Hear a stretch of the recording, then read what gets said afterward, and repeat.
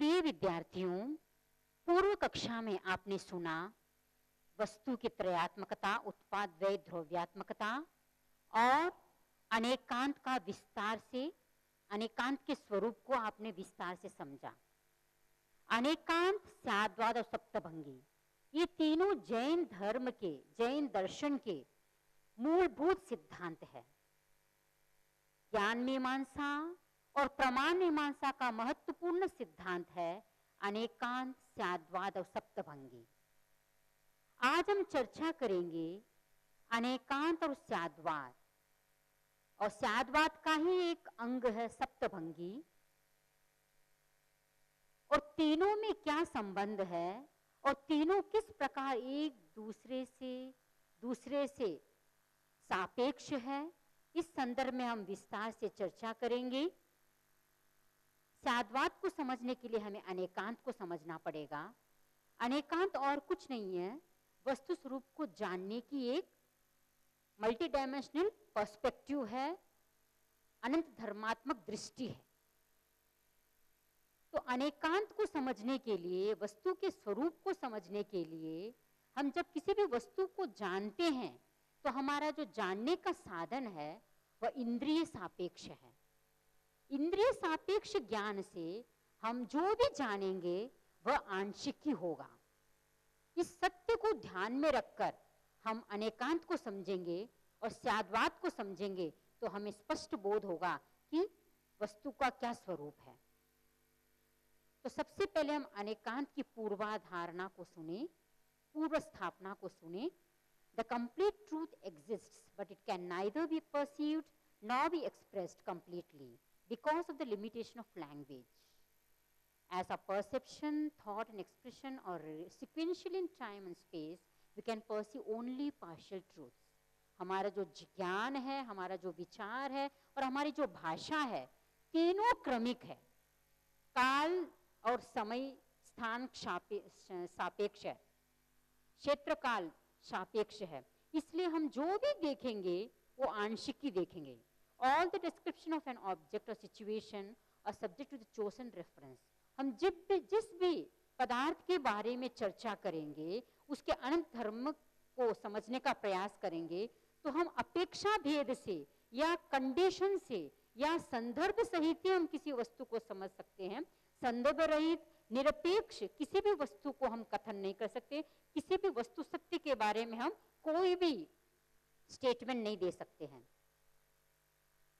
अब आपके सामने जो वस्तु का जो स्वरूप है जैन दर्शन के अनुसार, द्रव्य पर्यायात्मक स्वरूप, उस पर चर्चा करेंगे, क्योंकि अनेकांत का आधार है वस्तु का द्रव्य पर्यायात्मक स्वरूप। और द्रव्य वस्तु की जो द्रव्य पर्यायात्मकता रूपी जो अनंत धर्मात्मकता है, जो अनंत धर्म है, उसको समझने की, उसको जानने की शैली अनेकांत है। तो वस्तु का स्वरूप कैसा है? त्रिकालवर्ती अनंत पर्यायाणाम पिंडः वस्तु स्वरूपम। वस्तु अनंत गुण और अनंत अतीतकालीन और भविष्यकालीन अनंत पर्यायों का समूह है। इस स्लाइड में आप देख रहे हैं कि एक ही गेंद में अनंत पर्याय प्रतिक्षण घटित हो रही है। हर वस्तु में जो स्थिर गुण है, जो द्रव्य अंश है, वह कभी नष्ट नहीं होता है। उस अपेक्षा से वस्तु नित्य है, और जो उसका परिवर्तनशील अंश है वह निरंतर बदलता रहता है। जो पर्याय है, जो परिवर्तनशीलता दिखती है हमें, वो अनंत अतीतकालीन और भविष्यकालीन सभी पर्यायों का जो समूह है वह है वस्तु का स्वरूप। इस प्रकार हम ये समझ सकते हैं कि वस्तु का त्रैकालिक स्वरूप है, और हमारा जो इंद्रिय सापेक्ष ज्ञान है वह वर्तमान कालिक है।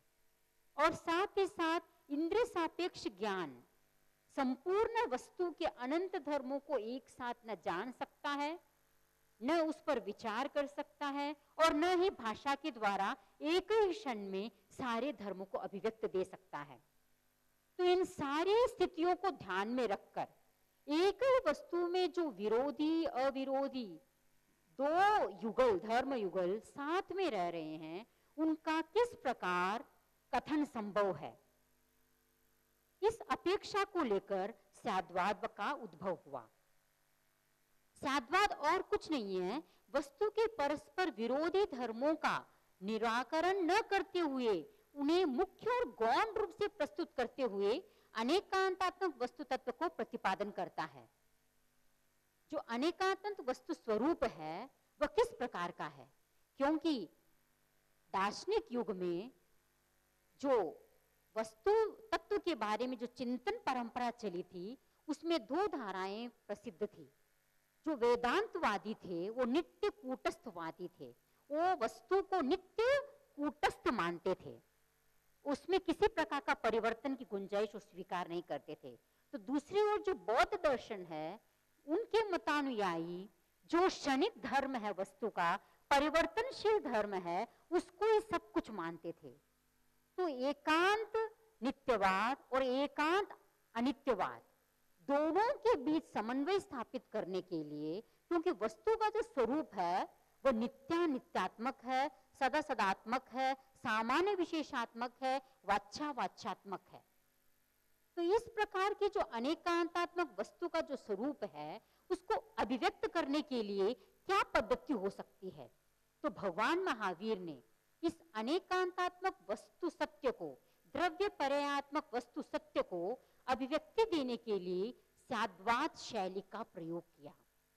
संपूर्ण 32 आगमों में या 45 आगमों में दिगंबर साहित्य में यदा कदा यत्र तत्र सर्वत्र भगवान महावीर से जब भी कोई जिज्ञासा की जाती, जब भी कोई प्रश्न किया जाता, चाहे लोक से संबंधित, चाहे आचार से संबंधित, चाहे विश्व से संबंधित, चाहे आत्म तत्व से संबंधित या पुद्गल तत्व से संबंधित, हर तत्व का प्रश्न के संदर्भ में उन्होंने अनेकांत शैली का प्रयोग किया और अनेकांत शैली को अभिव्यक्ति देने के लिए उन्होंने स्याद्वाद को एक माध्यम बनाया।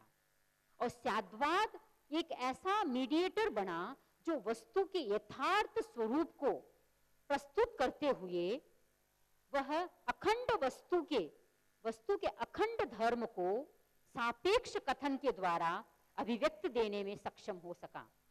तो भगवान महावीर ने भाषा जगत को एक महत्वपूर्ण शब्द रत्न प्रदान किया है, स्याद। यह स्याद एक ऐसा शब्द रत्न है जिसका प्रयोग जिस वाक्य के आगे किया जाता है वह वाक्य अखंड वस्तु के अखंड धर्म को प्रस्तुत करते हुए उसके अन्य धर्मों को वह अपनी दृष्टि से ओझल नहीं करता है। तो जो ये स्याद्वाद शैली है, उस स्याद्वाद शैली को समझने के लिए हमें यह समझना पड़ेगा कि स्याद्वाद की अपेक्षा क्यों पड़ी।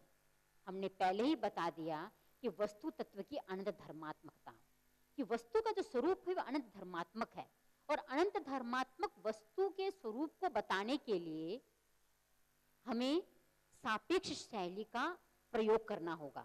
और स्याद्वाद सापेक्ष कथन पद्धति है। और सापेक्ष कथन पद्धति का अर्थ क्या है?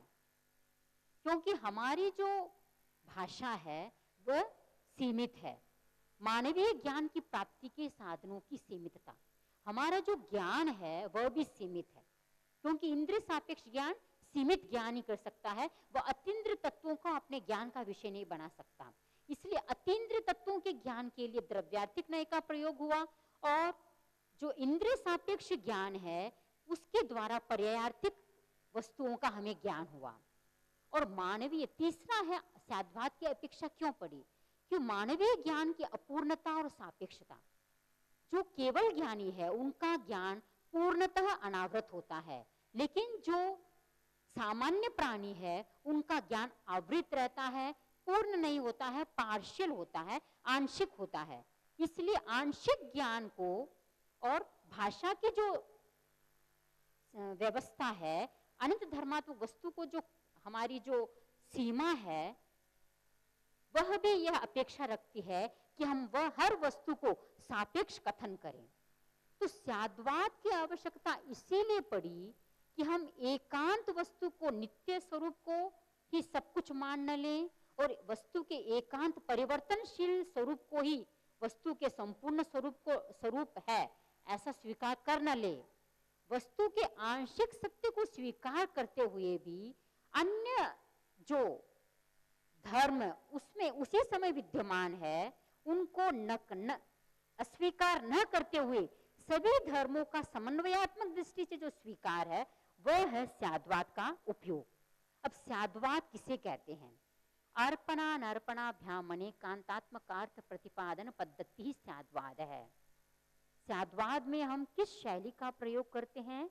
अर्पण और अनर्पण, अर्थात हम वस्तु के जिस धर्म को मुख्य बनाते हैं वह मुख्य हो जाता है, और जिस वस्तु के बारे में हम कथन करते हैं वह धर्म मुख्य हो जाता है, और अन्य धर्म अप्रधानता पूर्वक उसी गौण रूप से उसी वस्तु में रहते हैं। जब हम गौण धर्म के विवक्षा करते हैं, उसके बारे में कथन करते हैं, तो हम जो मुख्य धर्म है वो उससे ओझल नहीं करते आंखों से, लेकिन वो भी हमारे दृष्टि का विषय बनता है। लेकिन प्रतिपादन की जो शैली है वह क्रमिक है, सापेक्ष है। इसलिए अनेकांतात्मक जो वस्तु है वह सापेक्ष कथन के द्वारा ही संभव है। इसलिए इसको संक्षेप में अगर और भी डिटेल से समझना है तो जो द्रव्यार्थिक नहीं है वह है मुख्य धर्म। वस्तु में दो प्रकार के धर्म होते हैं, द्रव्यार्थिक धर्म और पर्यायार्थिक धर्म। द्रव्यार्थिक धर्म कभी नहीं नष्ट होता है, वह नित्य होता है, कभी नहीं बदलता है। जो पर्यायार्थिक न्याय है वह नित्य परिवर्तनशील रहता है। यहाँ पर एक पुराने जमाने में जो ट्रेडिशन में जो बिलोना किया जाता था उसका पिक्चर है। एके नाकर्षन्ति श्रत्यन्ति वस्तु तत्व मितरेन अंतेन जयति जैनी नीति मंथान नेत्रमिव गोपी। यहाँ पर जो गोपी है, जब मक्खन कब निकलता है? जब मक्खन निकालने की प्रक्रिया में एक हाथ आगे रहता है और एक हाथ पीछे रहता है, और इस प्रोसेस से एक हाथ आगे और एक हाथ पीछे, एक धर्म को प्रधानता से स्वीकार करना और दूसरे धर्म को गौणता से स्वीकार करना, उस जो अपेक्षा भेद से हम जिस वस्तु स्वरूप को स्पष्ट करते हैं उसे कहते हैं स्याद्वाद। स्याद्वाद is a theory which expresses the truth with its all aspects, bringing one in focus and keeping others in margin by using the word syad directly or indirectly with every statement. इस प्रकार हम देखते हैं कि स्याद्वाद और कुछ नहीं है, अखंड वस्तु के एक धर्म को 7 दृष्टियों से अभिव्यक्त करने का एक माध्यम है। अब एक ही वस्तु को हम 7 दृष्टियों से कैसे अभिव्यक्त कर सकते हैं? क्योंकि आइंस्टीन ने जब किसी भी वस्तु स्वरूप को जानने का प्रयास किया तो उन्होंने स्पेस एंड टाइम में हर वस्तु को समझने का प्रयास किया। भगवान महावीर ने 4 डायमेंशनल पर्सपेक्टिव को काम में लिया। उन्होंने हर वस्तु को समझने के लिए स्वद्रव्य क्षेत्र काल भाव और पर द्रव्य क्षेत्र काल भाव, इस दृष्टि चतुष्टय का उपयोग किया और हर वस्तु सत्य को दोनों धर्मों की दृष्टि से उसको स्पष्ट करने का प्रयास किया। जैसे हम किसी वस्तु को लेते हैं,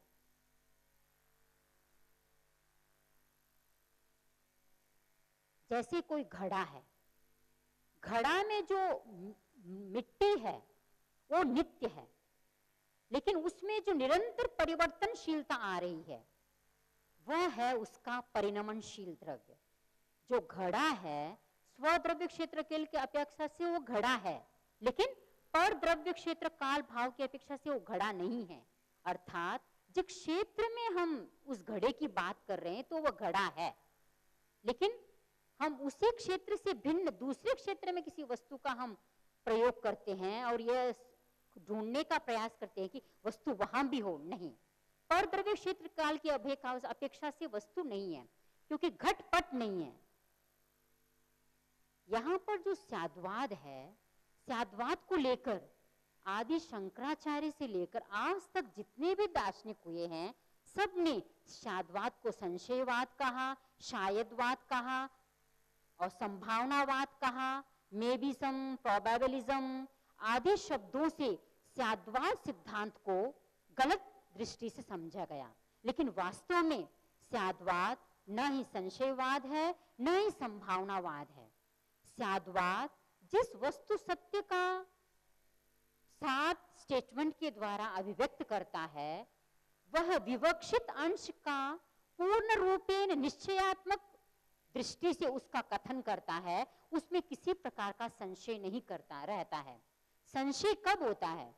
जहां पर हमें यह निर्णय नहीं होता है कि यह वस्तु अच्छी है बुरी है, यह वस्तु यह बिल्ली की आवाज है या कुत्ते की आवाज है, इस प्रकार के जहां संशय होता है वहां पर कहा जा सकता है कि संशय। लेकिन जब यहाँ पर कहा जाता है स्याद् अस्ति घट एव, तो यहाँ पे घड़ा ही है, किसी अपेक्षा से घड़ा है। तो यहाँ पर हम एक वस्तु के निश्चयात्मक तथ्य को सामने रखते हैं। तो जो स्यात् शब्द है उसके द्वारा हम अन्य अविवक्षित गुण धर्मों के अस्तित्व की भी रक्षा करते हैं। जैसे एक कलम है, वह वर्तमान में अगर मैं उसको कहती हूँ कि ये लंबी है, तो जो उसके अन्य धर्म है वह गोल भी है, मोटी भी है, उसमें स्पर्श है, रस है, गंध है आदि अनेक धर्म उसमें विद्यमान है, लेकिन वे गौण रूप से विद्यमान है। लेकिन वो भी उसी समय उस द्रव्य में है, लेकिन वह कथन का विषय नहीं बन सकता है, क्योंकि अनेकांतवाद में जो स्याद्वाद शैली है वह सापेक्ष कथन शैली है। जिस अपेक्षा से अस्तित्व धर्म को हम कहते हैं, उसी अपेक्षा से नास्तित्व धर्म को अगर हम समझते हैं तब समस्या उत्पन्न होती है। अगर हम अस्तित्व धर्म को अस्तित्व धर्म की अपेक्षा समझते हैं तो उसमें कोई संशय नहीं होता है, विरोध नहीं होता है। अब जो स्याद्वाद है, स्याद्वाद में शब्द 2 शब्दों से बना है, स्याद और वाद। स्याद शब्द का अर्थ है कथनचित, किसी अपेक्षा से या किसी दृष्टि विशेष से। वाद का अर्थ मान्यता या कथन या वचन और प्रतिपादन। जिस सिद्धांत के अंतर्गत कोई भी वाक्य शब्द किसी संदर्भ विशेष में वस्तु का प्रतिपादन करता है वह स्याद्वाद है। इस प्रकार स्याद्वाद का अर्थ हुआ है विभिन्न दृष्टि बिंदुओं से अनेकांतात्मक वस्तु का सापेक्ष कथन करने की पद्धति। अब स्याद्वाद शैली में हम जब किसी भी वस्तु सत्य को स्पष्ट करते हैं तो उसमें स्याद और एव 2 शब्दों का प्रयोग करते हैं। अब जो स्याद और एव शब्द है उसका क्या रेलेवेंस है? स्याद्वाद शैली में किसी भी स्टेटमेंट के साथ ये जो 2 क्वालिफायर्स लगाए जाते हैं वो क्यों लगाए जाते हैं? यहाँ पे फर्स्ट जो स्याद शब्द है वह अपेक्षा भेद को व्यक्त कर रहा है कि वर्तमान में जैसे आप सभी यहाँ पर बैठे हैं, स्यात् आप सभी विद्यार्थी है, अर्थात वर्तमान में आप विद्यार्थी है क्योंकि आप कक्षा को सुन रहे हैं, बीए में पढ़ रहे हैं और इस क्लास को सुन रहे हैं, उस अपेक्षा से आप है। तो यहाँ पर जो आपके अन्य धर्म हैं, आप किसी पिता के पुत्र भी हो सकते हैं और किसी पत्नी के पति भी हो सकते हैं, या अनेक धर्म आपसे जुड़े हुए हैं, लेकिन वर्तमान में आप एक विद्यार्थी है। तो यहाँ पे स्याद् अस्ति विद्यार्थी का मतलब यहाँ पे विद्यार्थी धर्म की मुख्यता है और अन्य जितने भी धर्म है वो गौण रूप से स्वीकृत है। यहाँ पर प्रधानता किसको दी गई है? विद्यार्थी गुण को। इसी प्रकार जो एवकार है वह निश्चयात्मकता का द्योतक है, वह विवक्षित धर्म का असंदिग्ध प्रतिपादन करता है और अविवक्षित अनेक धर्मों का एक साथ स्वीकार करने का जो एक प्रयोग है वह है स्याद्वाद। इस प्रकार हम देखते हैं जिस किसी शब्द के आगे हम स्यात् लगा देते हैं, घड़ा है, अगर मैं यही कहूंगी तो मतलब इसका क्या मतलब हुआ? घड़ा है अर्थात एकांत घड़ा है, उसमें और भी जो अनंत धर्म है नित्यात्मक उसको मैं व्यक्त नहीं कर सकती हूँ। जब मैं स्यात् शब्द का प्रयोग करती हूँ इसका मतलब मैं अपेक्षा भेद का प्रयोग करती हूँ। तो स्याद्वाद के द्वारा मैं आंशिक सत्य को व्यक्त करते हुए भी जो अनंत धर्मात्मक वस्तु का स्वरूप है उसके एक धर्म को प्रधानता से कथन करते हुए भी मेरा जो कथन है वह सत्य है। क्यों? क्योंकि जो स्यात् शब्द है जो अन्य अविवक्षित धर्म है को नकारता नहीं है। स्याद्वाद वस्तु तत्व को समझने की एक निर्दोष प्रणाली है, क्योंकि जिस किसी वस्तु को हम व्यक्त करते हैं, वस्तु स्वरूप को हम बताते हैं, उसके आगे स्यात् शब्द का प्रयोग लगा देते हैं, तो उसके अन्य जितने भी धर्म है उसको नकारने के जो पाप से हम बच जाते हैं। तो ये जो स्याद्वाद है वह अनेक विधि निषेध, अफर्मेशन और नेगेशन, इस प्रकार 7 भंगों से उसको समझा जा सकता है। तो प्रश्न उपस्थित हुआ कि एक ही वस्तु के बारे में 7 भंगों से हम क्यों समझते हैं। तो बताया गया है, प्रश्नवशात् एकस्मिन् वस्तुनि अविरोधेन विधि प्रतिषेध कल्पना सप्तभंगी। प्रश्नानुसार वस्तुगत किसी भी धर्म में विधि और निषेध की कल्पना करना सप्तभंगी है। जब वस्तुगत किसी धर्म का विधि निषेध पूर्वक अविरुद्ध कथन करना होता है, तब जैन दार्शनिक सप्तभंगी न्याय का अनुसरण करते हैं। स्याद्वाद तो प्रतिपादन की एक शैली है। प्रतिपादन करने के लिए एक लिंग्विस्टिक टूल की अपेक्षा पड़ी। उस लिंग्विस्टिक टूल का नाम है सप्तभंगी, जो 7 भंगों के आधार पर, 7 प्रपोजिशंस के आधार पर, 7 रिलेटिव स्टेटमेंट्स के आधार पर हम अखंड वस्तु को 7 प्रश्नों के माध्यम से, 7 धर्मों के माध्यम से, एक ही वस्तु को 7 एंगल से समझने का प्रयास करेंगे। सप्तभंगी के 7 भंग है। स्याद् अस्ति एव, स्याद् नास्ति एव, स्याद् अस्ति स्याद् नास्ति एव, स्याद् अवक्तव्य, स्याद् अस्ति एव, स्याद् अवक्तव्य, स्याद् नास्ति एव, स्याद् अवक्तव्य एव, स्याद् अस्ति स्याद् नास्ति स्याद् अवक्तव्य एव। हम पहले भंग पर चर्चा करेंगे, स्याद् अस्ति एव।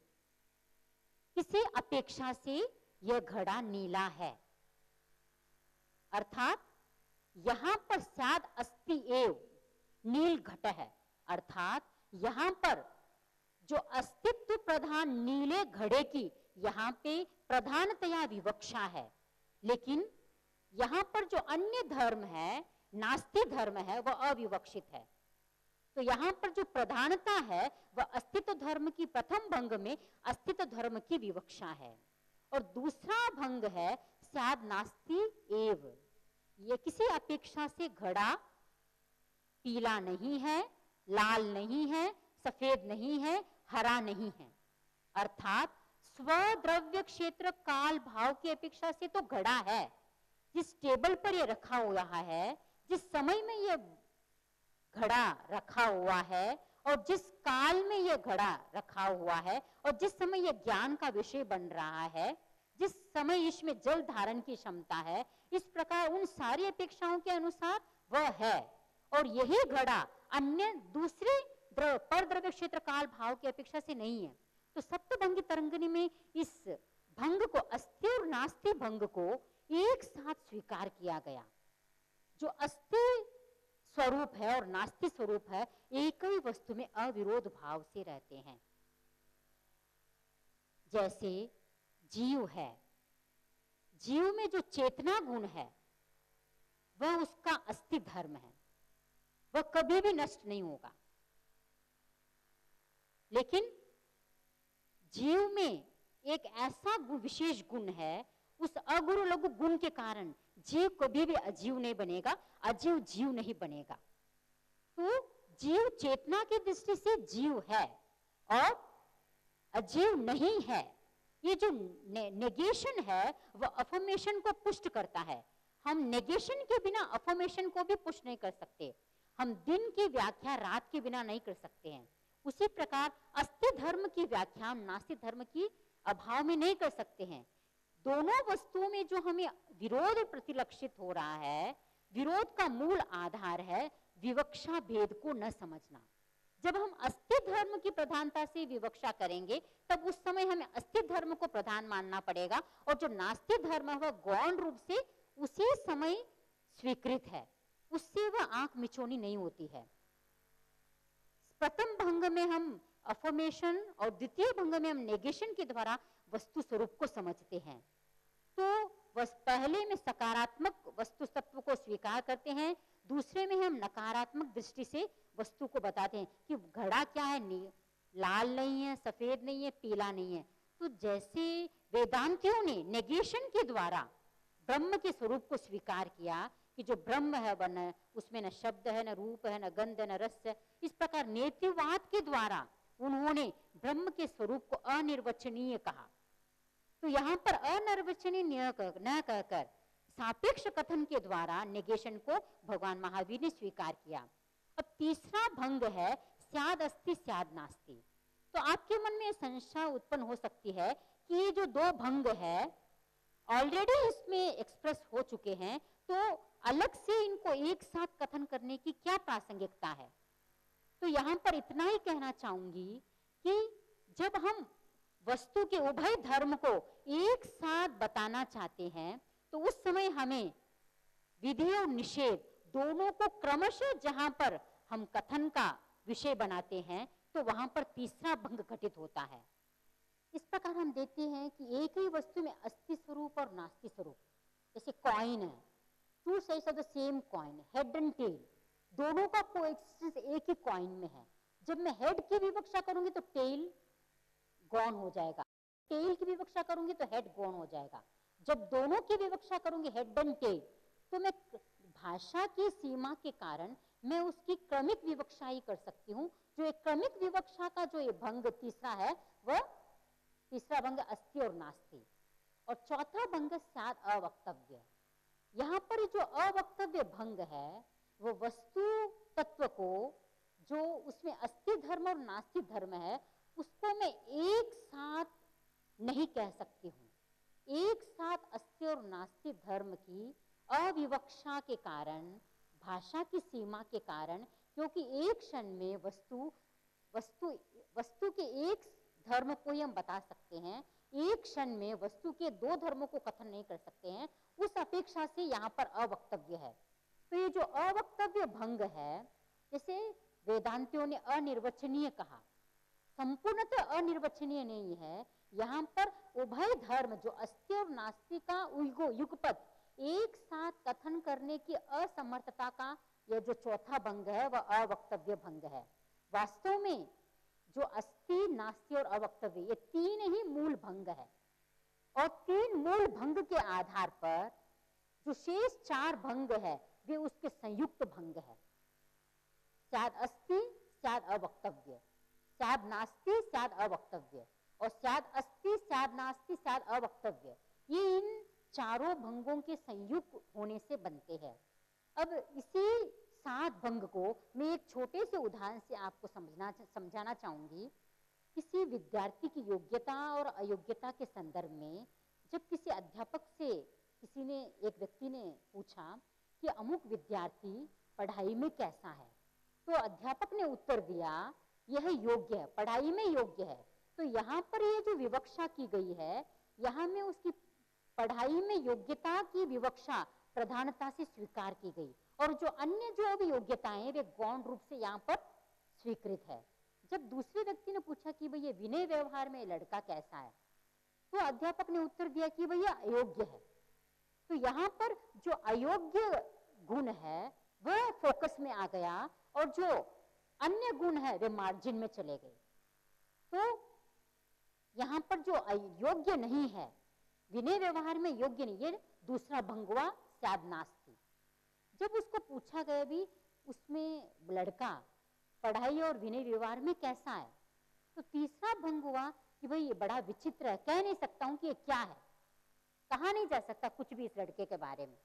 तो यहाँ पर तीसरा अवक्तव्य भंग बनता है।